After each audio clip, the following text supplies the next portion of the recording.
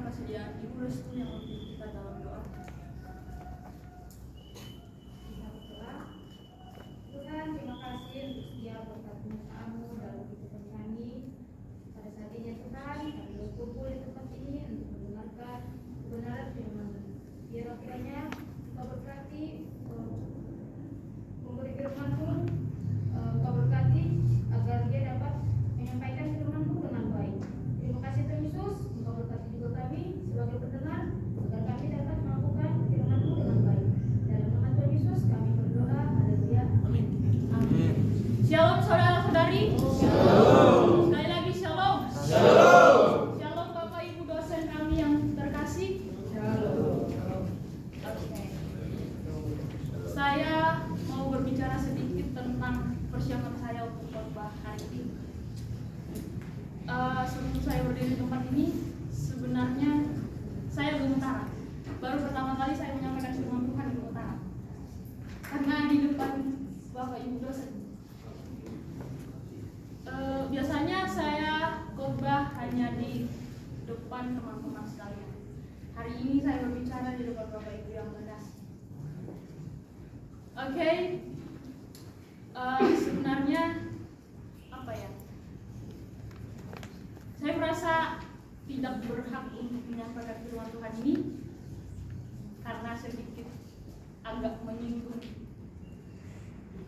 ke banyak kesalahan diri sendiri. Oke. Ada yang tahu tema kita hari ini? Serius enggak? Perubahan. Oke. Memahami batasan. Seperti yang kita lihat sama-sama bahwa hari ini kita belajar tentang memahami batasan. Memahami batasan. Kita buka sama-sama di Imamat 10 ayat 1 sampai 7.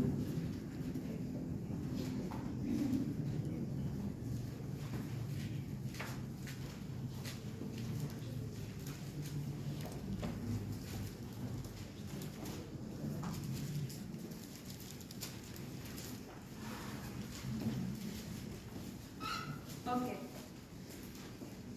Ada peristiwa apa di kitab Imamat ini? Ada kejadian apa di kitab Imamat ini?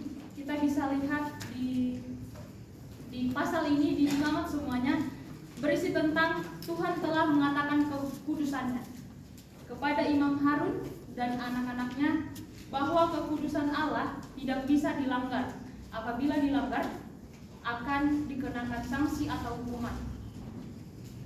Kita lihat kisah Musa mengurapi atau mentahbiskan Harun dan anak-anaknya. Kita bisa lihat di pasal 8 dan 9.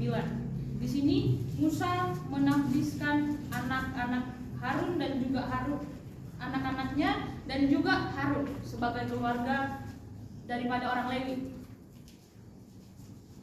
Suku Lewi, seorang dari suku Lewi. Keluarga imam ini ditugaskan untuk menjadi pemimpin rohani. Dari pasal 8 dan 9 mengatakan bahwa mereka layak disebut sebagai pemimpin rohani, pemimpin yang dipilih Tuhan untuk berdoa penyembahan, untuk memimpin pujian. Tentunya mereka sudah ditetapkan untuk menguduskan nama Tuhan.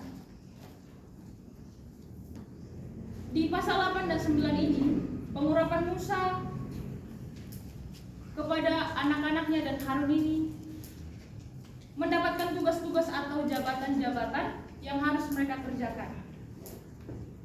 Nah, ketika Musa mengurapi Harun dan anak-anaknya, tanda legalitas bahwa keluarga itu akan menjadi pemimpin rohani tentunya memiliki standar-standar rohaniawan. Artinya bukan sembarang untuk menyembah Tuhan, bukan sembarang sebagai pemimpin rohani. Kelayakannya, ketahirannya, pengurapannya itu melebihi umat yang dipimpin. Sebab kalau ada sesuatu yang tidak benar, Tuhan akan nyatakan di situ Dan ternyata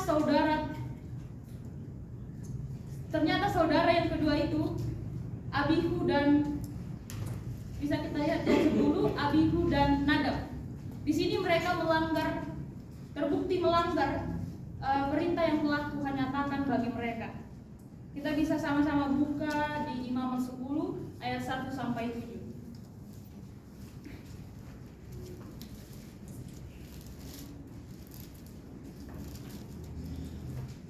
Kita sama-sama membacakannya. Laki-laki ayat 1 dan perempuan ayat 2. Saya membaca perikopnya dilanjut dengan teman-teman yang cowok. Kematian Nadab dan Abihu. Kemudian anak Harun, Nadab dan Abihu, masing-masing mengambil keparaannya, membubuh api ke dalamnya, serta menaruh kuban di atas api itu. Dengan demikian mereka mempersembahkan kehadapan Tuhan api yang asing yang tidak diperintahkannya kepada mereka. Maka keluarlah api dari hadapan Tuhan, lalu menghanguskan keduanya, sehingga mati di hadapan Tuhan. Berkatalah Musa kepada Harun, inilah yang difirmankan Tuhan kepada orang yang karib kepadaku, kunyatakan kekudusanku, dan di muka seluruh bangsa itu akan kuperlihatkan kemuliaanku, dan Harun berdiam diri. Kemudian Musa memanggil Misael dan Yosafat, anak-anak Israel, paman Harun. Lalu berkatalah ia kepada mereka, datang kemari, angkatlah saudara-saudaramu ini dari depan tempat kudus keluar perkemahan. Mereka datang dan mengangkat mayat keduanya, masih berpakaian kemeja, keluar perkemahan seperti yang dikatakan Musa. Kemudian berkatalah Musa kepada Harun dan kepada Eleazar dan Itamar, anak-anak Harun, janganlah kamu berkabung dan janganlah kamu berbukacita, supaya jangan kamu mati dan jangan Tuhan melukai segenap umat ini, tetapi saudara-saudaramu, yaitu seluruh bangsa Israel, mereka lah yang harus menangis karena api yang menyalakan Tuhan itu. Janganlah kamu pergi dari depan pintu kemah pertemuan, supaya jangan kamu mati, karena minyak kebakaran Tuhan ada di atasmu. Mereka melakukan sesuai dengan perkataan Musa. Kita sama-sama membacakannya di ayat 7. 1, 2, 3 ya. Janganlah kamu pergi dari depan pintu kemah pertemuan, supaya jangan kamu mati, karena minyak kebakaran Tuhan ada di atasmu. Mereka melakukan sesuai dengan perkataan Musa. Amin. Oke, tema kita pada hari ini memahami batasan. Menurut Kamus Besar Bahasa Indonesia, batasan ialah garis atau sisi pertinggaan suatu bidang, ruang, daerah, jalan raya, dan lain sebagainya. Pemisah antara dua bidang, ruang, dan daerah, atau sempadan, mana batas kebun ini. Ketentuan yang tidak boleh dilampaui. Pembentukan panitia kabinet diberi batas waktu seminggu.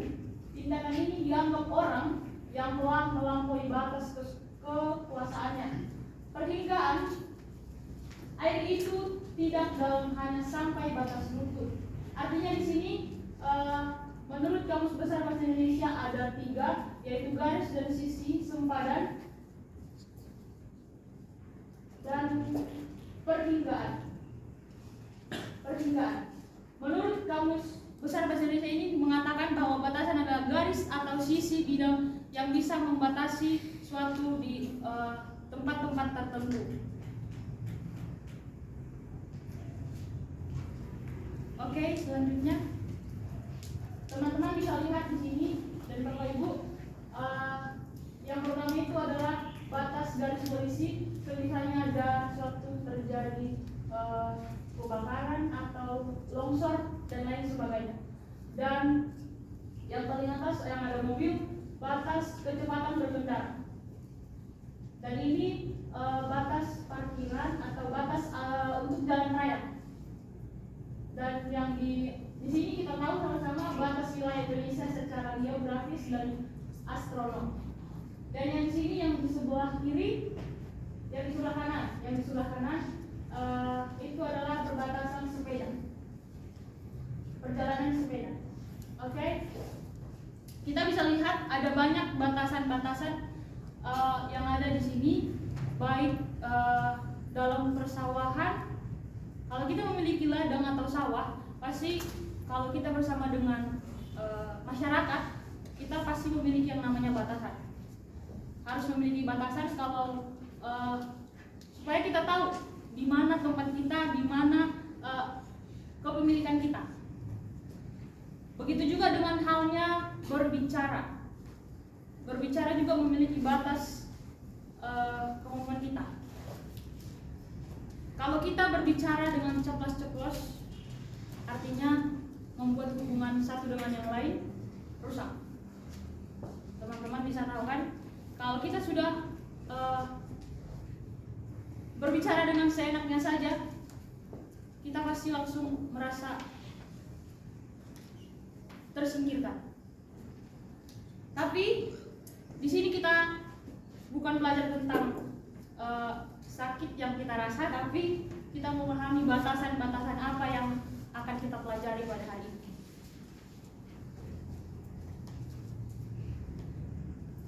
Oke, bisa kita lihat kita kembali ke yang kita baca, Imamat 10 ayat 1 sampai Imamat 10 ayat 1 sampai 7. Yang menjadi latar belakangnya adalah di dalam imamat ini Tuhan sangat marah sampai dia membawa api yang menelan Nadab dan Abihu, dua imam yang adalah anak-anak Harun. Kesalahan keduanya adalah menghadirkan api asing. Apa yang harus mereka sajikan haruslah api yang telah Allah berikan, seperti yang bisa kita lihat di pasal 9 ayat 24.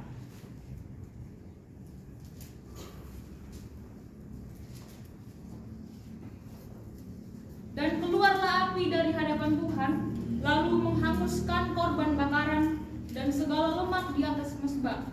Tatkala seluruh bangsa itu melihatnya, bersorak-sorailah mereka, lalu sujud menyembah. Di sini dikatakan api mezbah yang harus dijaga agar tidak menyala. Bisa kita lihat di pasal 6 ayat 12 sampai 13. Di pasal 16 ayat 12. Bukan dari sumber lain, artinya bukan dari api yang lain, bukan api asing, tapi api yang telah Tuhan berikan, api mezbah.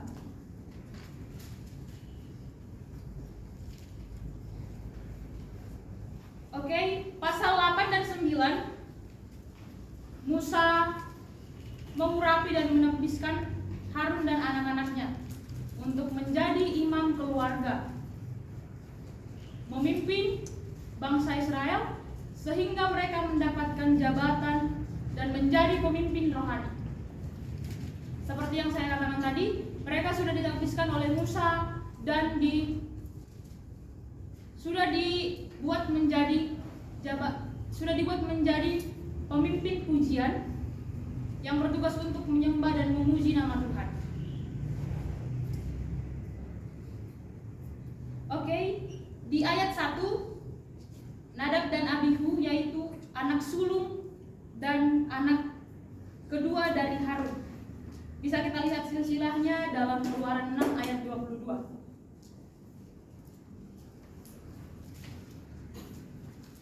Teman-teman mungkin sudah tahu silsilah daripada Nadab dan Abihu ini.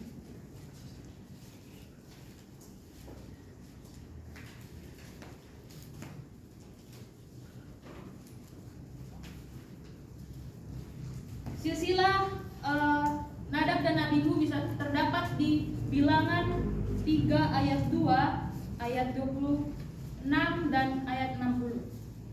Dan juga bisa kita lihat di 1 Tawarik 6 ayat 3, di pasal 24 ayat 2. Di sini mereka sudah ditakdiskan untuk memegang jabatan imam. Bisa juga kita lihat di Keluaran 28 ayat 1 dan Bilangan 3 ayat 3. Salah satu orang membacakannya. Keluaran 28 ayat 1.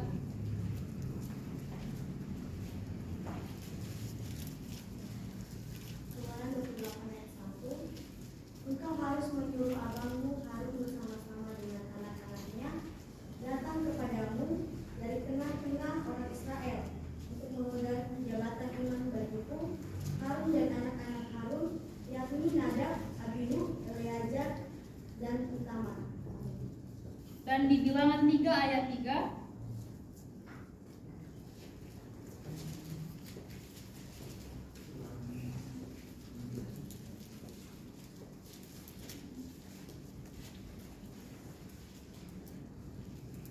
Bilangan 3 ayat 3. Itulah nama anak-anak Harun, imam-imam yang berapi yang telah digariskan untuk memegang jabatan imam. Oke, terima kasih yang sudah membacakannya. Di sini mereka sudah ditakbiskan untuk memegang jabatan imam. Artinya mereka dipanggil untuk menjadi imam. Tuhan telah menyuruh Musa untuk memanggil mereka supaya mereka menjadi imam di bangsa Israel. Oke, bisa kita lihat kembali kita ke Imamat pasal 10. Imamat pasal 10 ini berbicara tentang perbaharan. Artinya korban bakaran yang api yang dari Tuhan. Bisa kita lihat di ayat 1. Kemudian anak-anak Harun, Nadab dan Abihu masing-masing mengambil perbaraannya, membubuh api ke dalamnya serta menaruh ukupan di atas api itu. Dengan demikian mereka mempersembahkan kehadapan Tuhan api yang asing yang tidak diperintahkannya kepada mereka. Di ayat 1 mereka sudah melanggar apa yang telah Tuhan perintahkan kepada mereka. Tuhan menyuruh mereka untuk membawa api mezbah, bukan api asing, tapi mereka tidak melakukan sesuai dengan apa yang telah Tuhan perintahkan.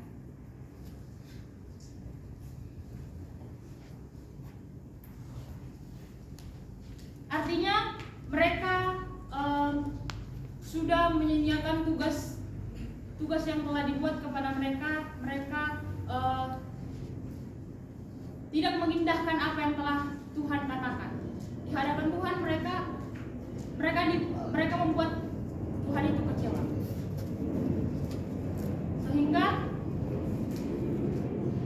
seperti yang kita tahu, kalau mereka tidak melaksanakan apa yang telah diperintahkan oleh Tuhan, maka mereka akan menerima hukuman daripada Tuhan. Sama seperti kita, apabila kita melanggar misalnya di peraturan asrama ini, semua punya peraturan tapi kita melanggar, artinya kita siap menerima konsekuensi yang sudah diperintahkan kepada kita. Begitu juga dengan anak-anak Harun ini. Mereka tidak mengindahkan apa yang telah diperintahkan kepada mereka. Mereka malah memberi api yang asing.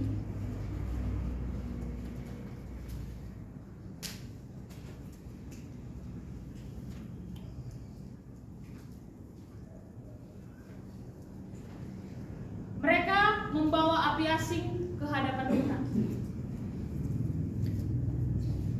Artinya di sini dihadapkan dengan ketidakmauan mereka untuk melaksanakan setiap perintah daripada Tuhan. Padahal mereka sudah jadi imam. Harusnya mereka sudah jadi imam, menjadi teladan.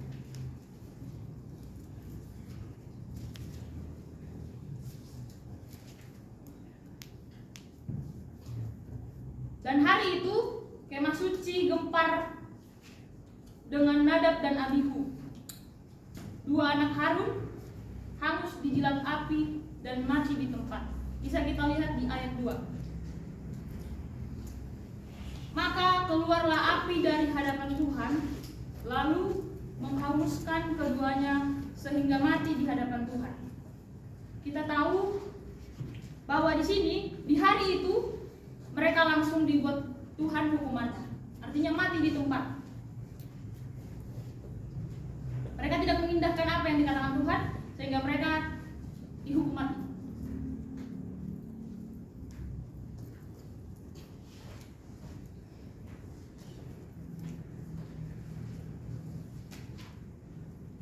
Pasal 9 ayat 24, kita sama-sama melihat.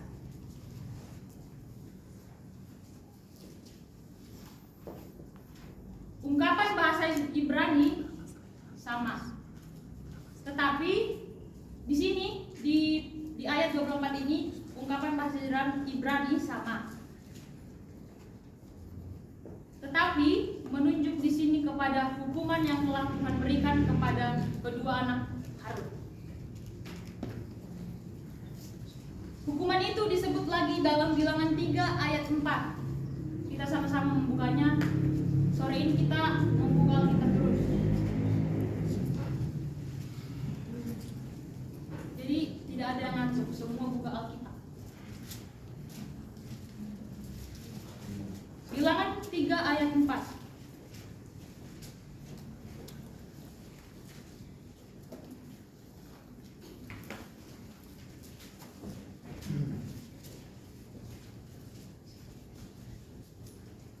Salah satu orang membacakannya.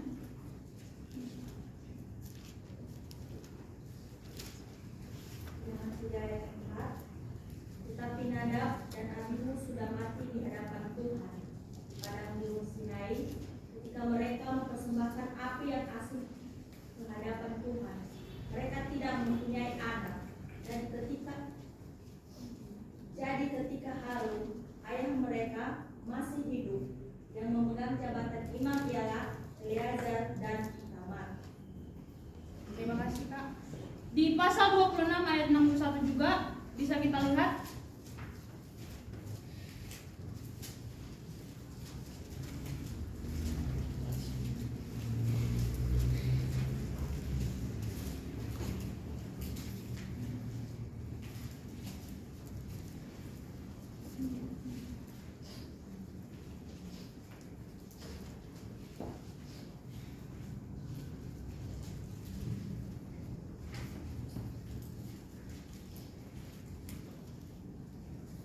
Silakan dibaca.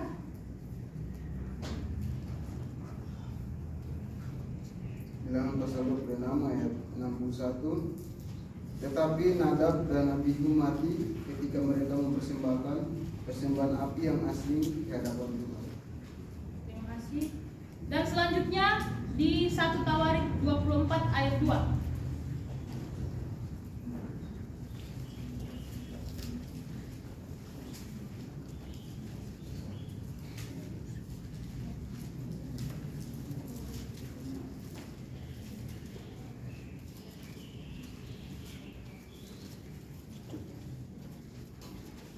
Silakan salah satu orang membacakannya kita.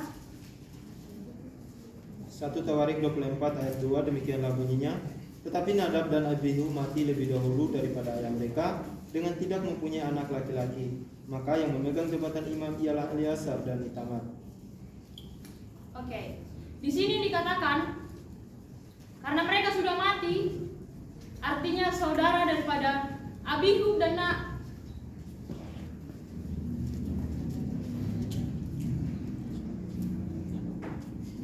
Nadab.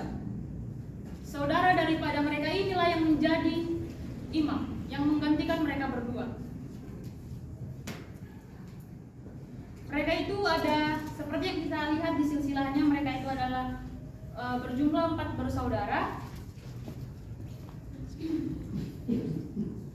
yang bernama Nadab, Abihu, Eleazar, dan Itamar. Mereka adalah anak-anak daripada Harun. Setelah kematian mereka, imam digantikan dengan Eleazar dan juga Itamar. Dan di ayat 3 kita lihat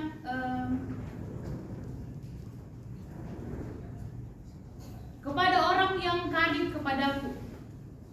digarisbawahi kepada orang yang karib kepadaku. Ini terjemahan yang lebih cocok ialah di antara orang-orang yang karib kepadaku, aku harus dihormati. Artinya harus dihormati karena Tuhan itu adalah kudus. Artinya kita tidak semena-mena. Artinya mereka juga tidak semena-mena akan hal apapun.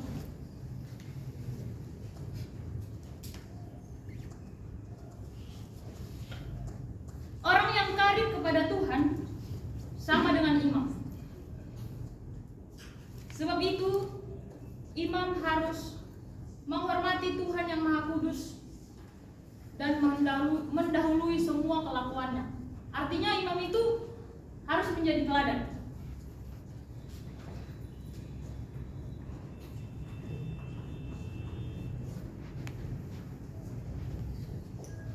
Di pasal yang keempat kita lihat sama-sama Misael dan Elsafan. Di situ ada Misael dan Elsafan. Musa memanggil Misael dan Elsafan. Digarisbawahi Misael dan Elsafan. Dan bisa kita buka di Keluaran 6 ayat 21.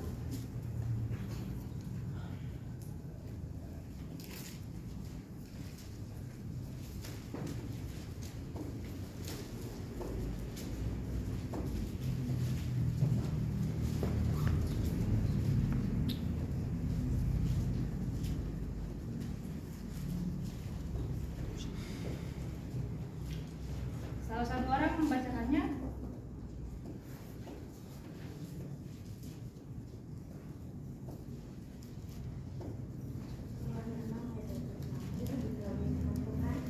Anak-anak kecil, Misael, Elsafan, dan Zikri. Terima kasih, Kak. Di sini dikatakan di mana kedua orang ini, Misael dan Elsafan ini disebut sebagai anak-anak Uziel yang terdapat di Keluaran 6 ayat 21 ini tadi.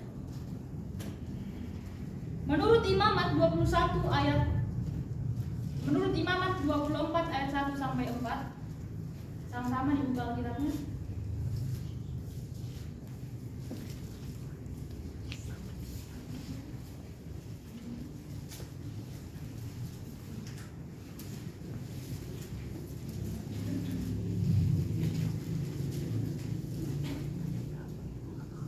Di sini dikatakan seorang imam tidak bisa mempersiapkan mayat untuk dikuburkan kecuali kalau yang mati itu adalah kerabatnya yang terdekat. Sudah jelas ya teman-teman. Di Imamat 21 ayat 1 sampai 4, seorang imam tidak bisa mempersiapkan mayat untuk dikuburkan kecuali kalau yang mati itu adalah kerabatnya. Dan menurut Imamat 21 ayat 10 sampai 12, imam besar tidak bisa mendekati semua mayat, pun satupun ayah atau ibunya.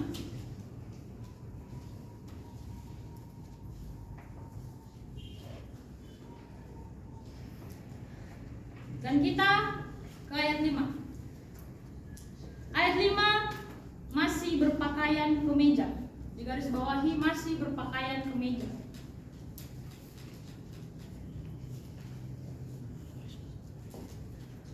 Artinya di sini catatan tentang kemeja dalam pasal 8 ayat 7. Dalam pasal 8 ayat 7 ini barangkali tidak realistis menyebut kemeja kedua imam itu, seakan-akan masih ada sesudah tubuh mereka dibakar. Tetapi rupanya penulis ini bermaksud untuk menekankan bahwa pakaian imam yang bersalah harus diambil keluar tempat suci supaya jangan dipergunakan lagi. Artinya jangan diambil keluar dari tempat suci. tidak bisa dipakai kembali.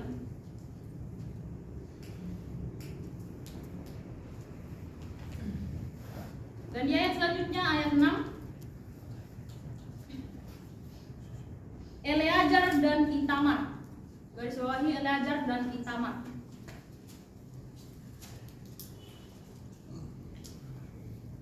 Eleazar dan Itamar. Ini adalah seperti yang saya katakan, anak ketiga dan keempat daripada Harun.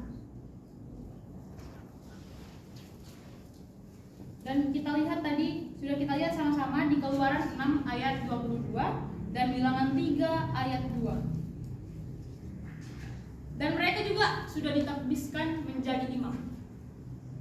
Sehingga anak-anak Harun semua berempat bersaudara sudah menjadi imam bagi bangsa Israel.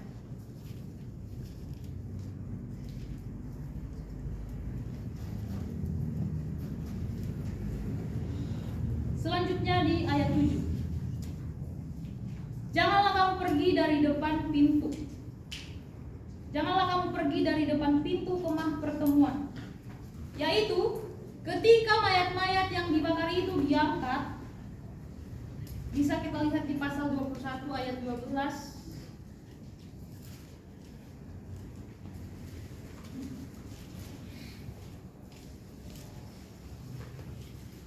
Janganlah ia keluar dari tempat kudus, supaya jangan dilanggarnya kekudusan tempat kudus Allah, karena minyak urapan Allahnya yang menandakan bahwa ia telah dikhususkan ada di atas kepalanya. Akulah Tuhan. Di sini dikatakan bahwa yang melarang imam besar menghadiri penguburan.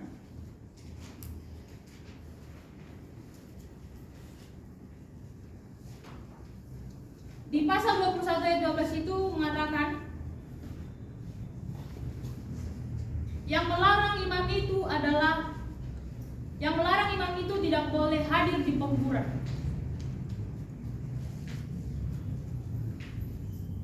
Dan ketujuh hari perayaan penahbisan sudah lewat. Bisa kita lihat di pasal 8 ayat 33. Dan di pasal 7 ini juga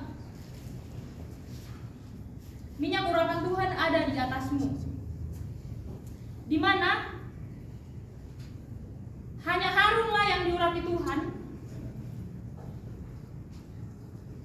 dengan minyak urapan, dan hanya Harunlah yang bisa memakai pakaian khusus. Hanya dialah yang bisa memakai pakaian yang kudus, karena ia adalah sebagai jabatannya sebagai imam besar.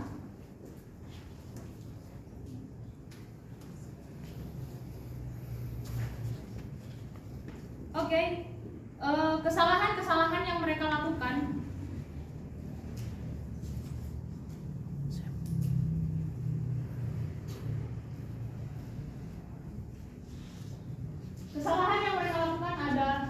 sebenarnya ada banyak, tapi saya hanya menuliskan 2 saja. Yang pertama, api asing ini bermula saat mereka mengambilnya dari perbaraan. Artinya perbaraan ini perapian.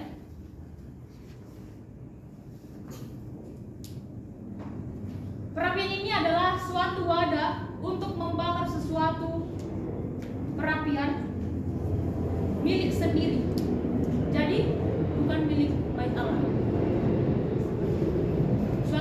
Suatu wadah yang dimiliki oleh orang lain dan bukan milik daripada bait Allah. Dan kesalahan kedua, di atas perbaraan mereka menaruh api dan membakar dupa, yaitu wewangian seperti dupa dan kemenyan. Mereka membuat api asing ini dan menaruh wewangian seperti dupa dan kemenyan.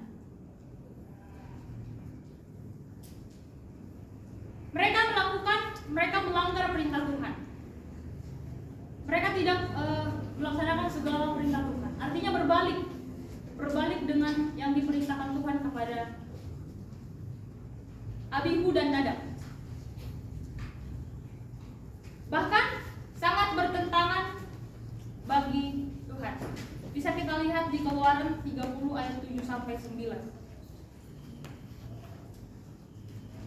Di sini dikatakan hanya Harun saja yang berhak untuk membakar ukupan, karena jabatan dia sebagai imam besar, hanya ia saja yang boleh membakar ukupan tersebut dan tidak ada yang lainnya.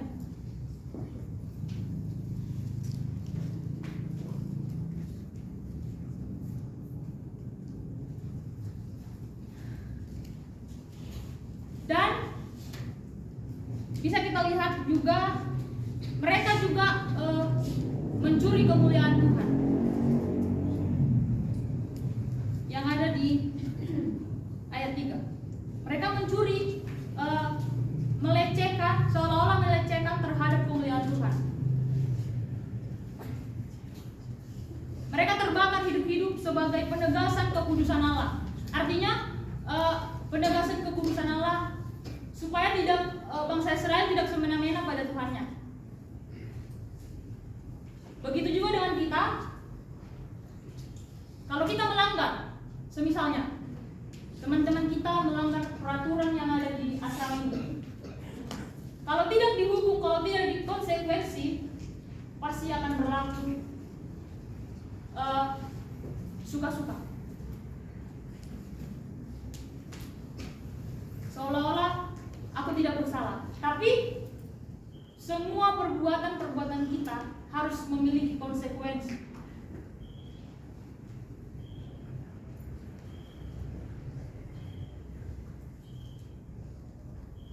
Nadab dan Abihu ini terlalu mempermainkan perasaan Tuhan. Mereka mempermainkan apa yang telah diperintahkan Tuhan kepada mereka. Dalam bermasyarakat juga, setiap orang pasti memiliki peran masing-masing. Kita tahu di dalam bermasyarakat kita memiliki batasan, kita memiliki tugas masing-masing. Tidak menjadi sendiri-sendiri, tetapi semua memiliki peran masing-masing. Seperti presiden, DPRD, camat, kalau di desa-desa camat, semuanya memiliki peran masing-masing. Ada RT, ada RW.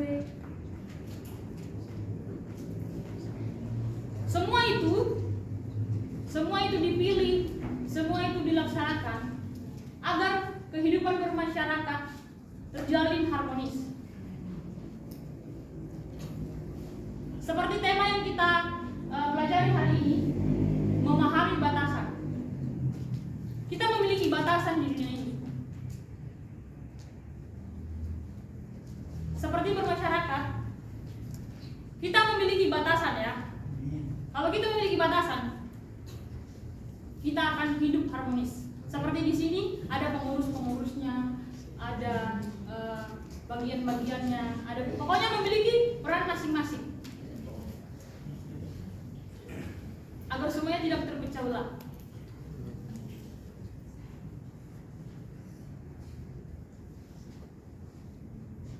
Jika melompati batasan yang ada, kita berisiko terjebak dalam kesalahan. Untuk itu, kita perlu kebijaksanaan agar dapat menempatkan diri, agar tidak lancang. Artinya seperti Nadab dan Abihu ini, tidak terlalu mempermain-mainkan apa yang telah diperintahkan Tuhan.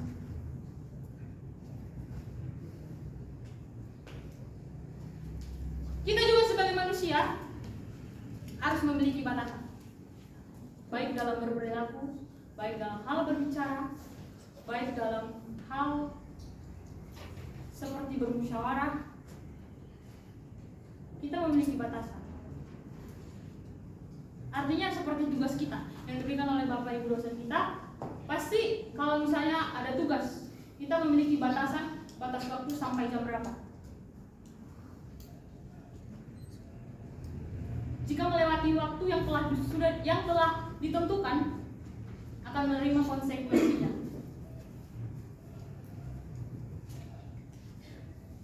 Zaman sekarang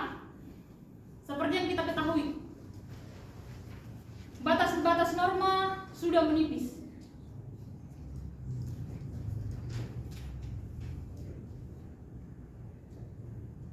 Teman-teman tahu batas-batas norma sudah menipis.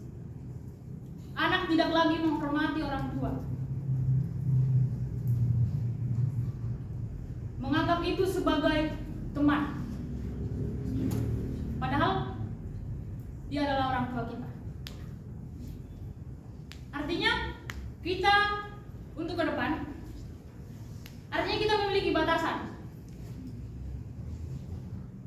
Kita sebagai anak-anak harus menghormati orang tua.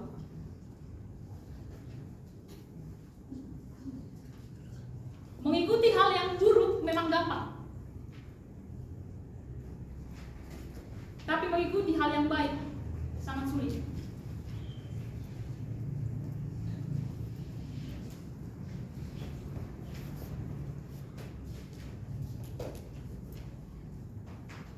Sebaliknya, orang tua terkadang, tidak semua, saya juga tidak tahu karena saya belum jadi orang tua. Sebaliknya, orang tua terkadang tidak memperhatikan anak-anaknya. Mau main apapun tidak diperhatikan. Pokoknya makan dan minum sudah selesai. Yang lainnya tidak.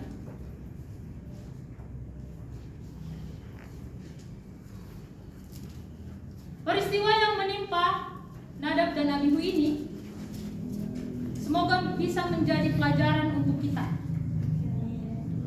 Ada batasan yang kita semua harus jalani agar tercipta keselarasan.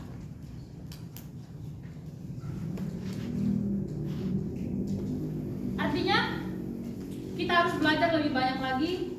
Kita semua di sini adalah anak yang berdosa. Tidak satu pun yang benar. Kita bisa belajar untuk bisa tidak mempermain-mainkan apapun itu.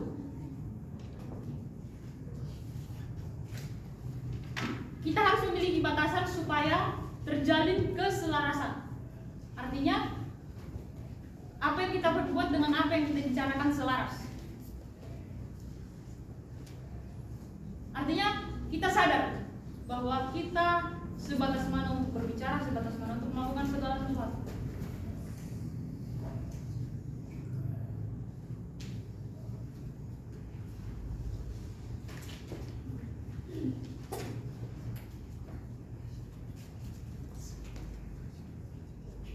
Kesalahan terbesar Nadab dan Abihu ialah melebihi di atas hak dan kewajiban setiap orang. Setiap orang pasti memiliki peran masing-masing. Semua pasti ada batas agar hidup semakin harmonis. Jika kita memiliki batas dalam hal apapun, akan terjalin suatu keharmonisan. Nanti teman-teman bisa coba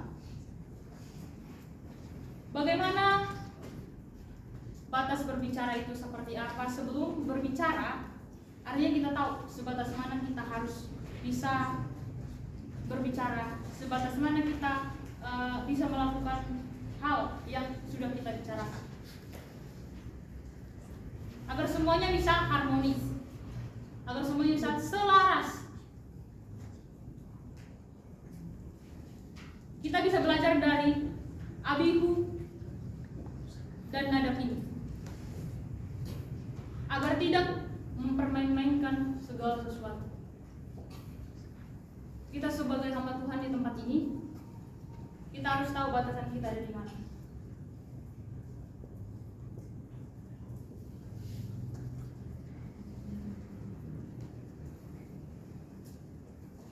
Yang menjadi kesimpulan kita pada hari ini, sebagai seorang hamba Tuhan, haruslah kita serius dalam segala hal.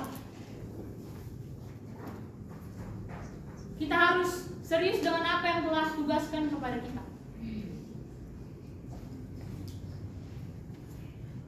Jangan mempermainkan aturan yang sudah diberi. Kita kita bisa belajar dan belajar untuk ke depan.